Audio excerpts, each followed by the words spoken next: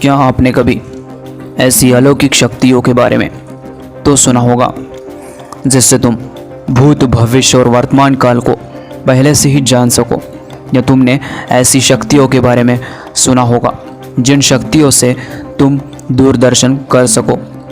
और तुमने editing memory या फोटोग्राफिक मेमोरी के बारे में तो सुना होगा, या नहीं सुने होंगे तो मैं आपको बता देता हूँ कि इसे फोटोग्राफिक मेमोरी भी कहा जाता है।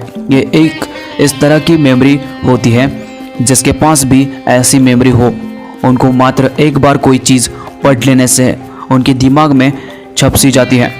पर ये शक्तियाँ कहाँ से मिलती है, इसके पीछे का राज क्या है, जानने के लिए तुम्हें पहले सीमन यानी वीर्य का रहस्य जानना बहुत ही ज़रूरी है। ऐसा कहा जाता है कि ऐसी मेमोरी सीमन रिटेंशन द्वारा पॉसिबल हो सकती है। ऐसी अनब्रेकेबल मेमोरी कुछ लोगों के पास थी, जैसे स्वामी विवेकानंद और निकोला टेस्ला। निकोला टेस्ला की बायोग्राफी पढ़ेंगे तो आपको एडिटिंग मेमोरी के बारे में पता चलेगा। अलौकिक शक्तियाँ और एडिटिंग मेमोरी के ऊपर इंटरनेट पर काफ़ी चीज़ें मैंने पढ़ी, जिसमें मैंने एंशियंट योगा और काफ़ी साइंटिफिक बातें पढ़ी। और मैंने एंशियंट ऋषि मुनियों के बारे में बुक्स पढ़ने के बाद पता चला कि अलौकिक शक्तियाँ पाने का एक ही जरिया है, ब्रह्मचर्य और इंटेंस मेडिटेशन से ही इन अलौकिक शक्तियों में पा सकते हो और दिमाग को इतना तेज़ बना सकते हो। चलिए लेट्स गेट स्टार्टेड। पहले हम एक्सप्लेनेशन करेंगे ओजस एक्यूमुलेशन, यानी उसी को हम कहते हैं सीमन रिटेंशन। एंशियंट काल में यानी पौराणिक काल में ऋषि मुनियों की माने तो पहले अगर आपको पता हो तो हमारे देश में एक प्रथा थी जिसे हम गुरुकुल प्रथा भी कह सकते हैं। इस प्रथा में बच्चा जैसे ही 13 साल का होता था उसे पढ़ने के लिए गुरुकुल भेज दिया जाता था, और जब तक वह 25 साल का होता था वो वही रहता। इसके पीछे का एक साइंटिफिक रीज़न है। ह्यूमन बॉडी 13 साल की होते ही सीमन यानी वीर्य बनाना शुरू कर देती है।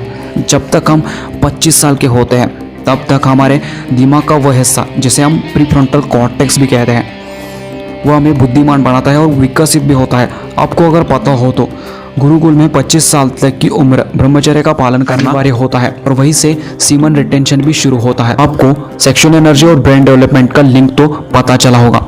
ये कैसे होता है यह बताने से पहले आपको यह बताना चाहता हूँ कि दुनिया भर से महान लोग इस पे क्या कहते हैं। नंबर 1 पर है स्वामी विवेकानंद। सीमन रिटेंशन पर कहते हैं कि हमारे दिमाग में आए केवल एक सेक्स के विचार से 8 दिनों का बना ओजस यानी इंटेलिजेंस नष्ट होता है।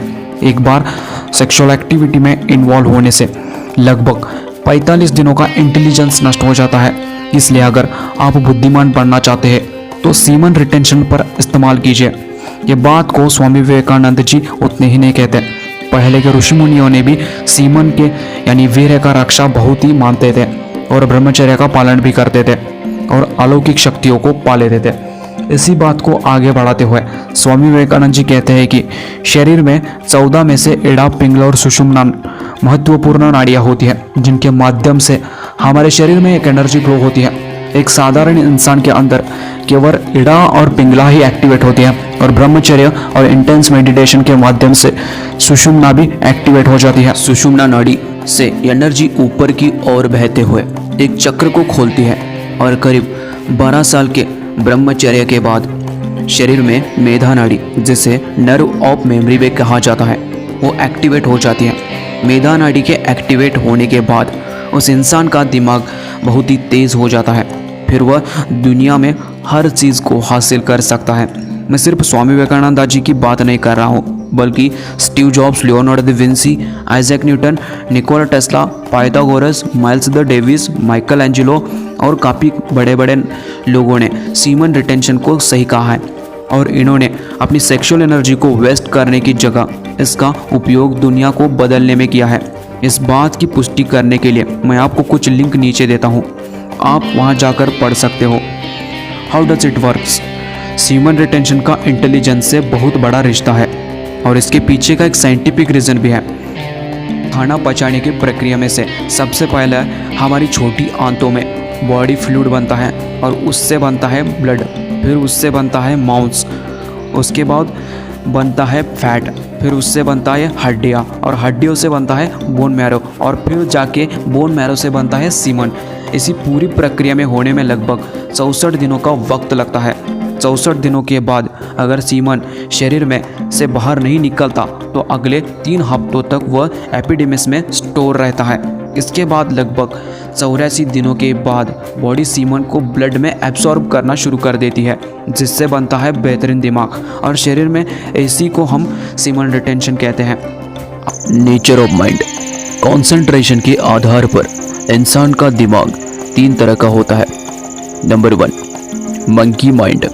दुनिया के 90 से 95 लोगों का दिमाग इसी कैटेगरी में आता है। आप इसके नाम से ही सब शायद समझ गए होंगे। जैसे कि एक बंदर कभी भी शांति से नहीं बैठ सकता, वैसे ही मंकी माइंड वाले लोगों के दिमाग में हमेशा कोई ना कोई थॉट आता ही रहता है।